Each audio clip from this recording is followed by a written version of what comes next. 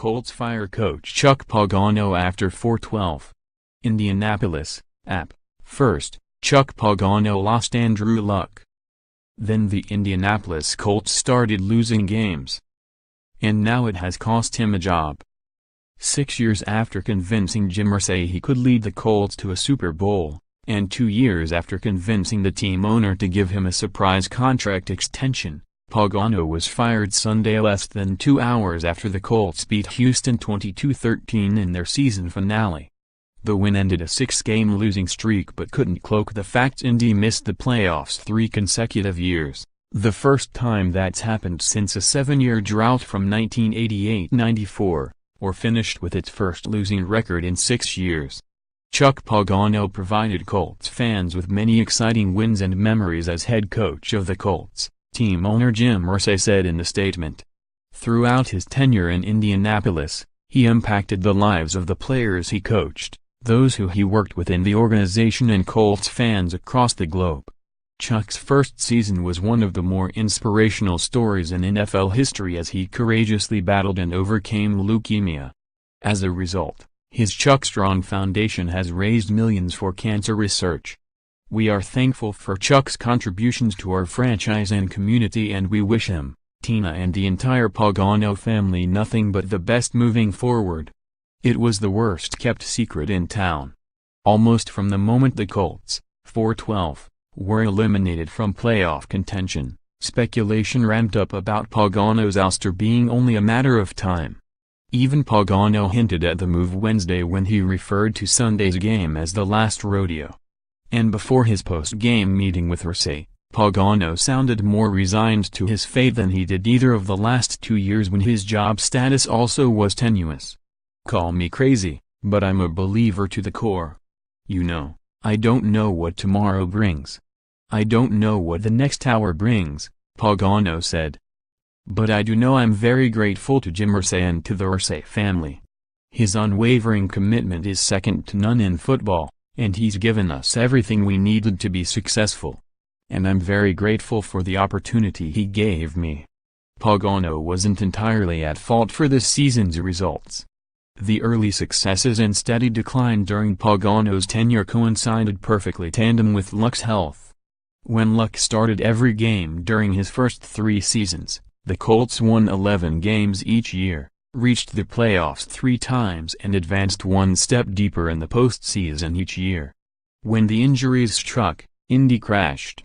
The 3-time Pro Bowl quarterback missed 26 of 48 games since 2015. And the result was consecutive 8-8 finishes before this season's 4-12 debacle during which Luck never took a snap.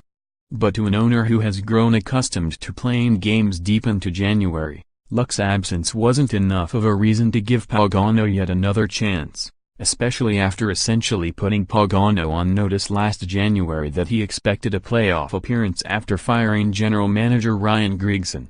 He, Irsay, is like all of us.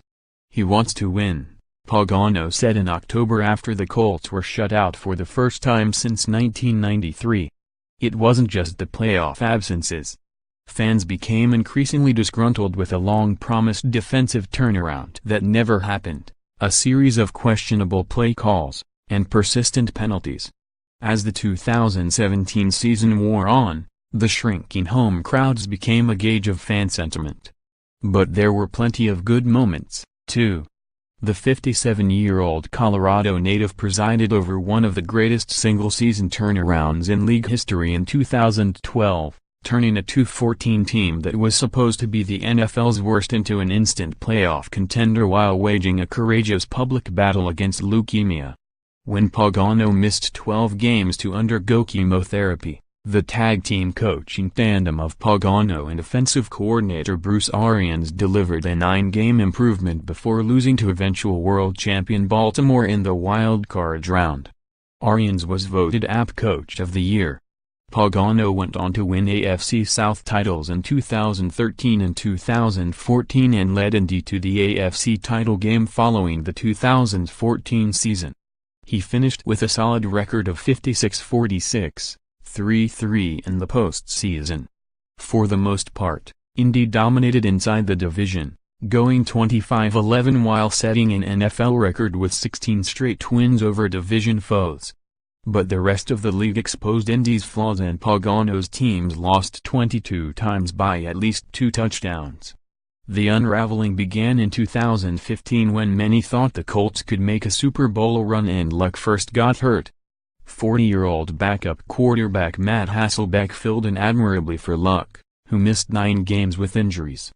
Hasselbeck went 5-3 as the starter and somehow the Colts managed to finish 8-8. After the season, Irsay gave Pagano a second chance and a 4-year contract extension. But with Luck starting 15 of 16 games, the Colts posted another 8-8 mark. A third bad season was just too much to keep the player's coach around. Many talked about their relevance for Pagano and how he did important things, like showing up to weddings other coaches did not. At times, it made a difference on the field. The first game Pagano missed after being diagnosed with leukemia, receiver Reggie Wayne risked an NFL fine by wearing orange gloves, the color associated with leukemia awareness, and almost single-handedly willing the Colts to a come-from-behind win over Green Bay. When Pagano returned for the regular season finale, Houston running back Arian Foster honored the Colts coach by tapping the Chuck Strong sign after scoring a touchdown. "He always fights for you. He's a player's coach. You dream of playing for a coach like that," receiver T.Y. Hilton said. "He's a very emotional guy, that's what we love about him. He almost made everybody cry." Eventually, though, it came down to business and Irsay made the call. For more NFL coverage, http://www.pro32.app.org and http://www.twitter.com/app_NFL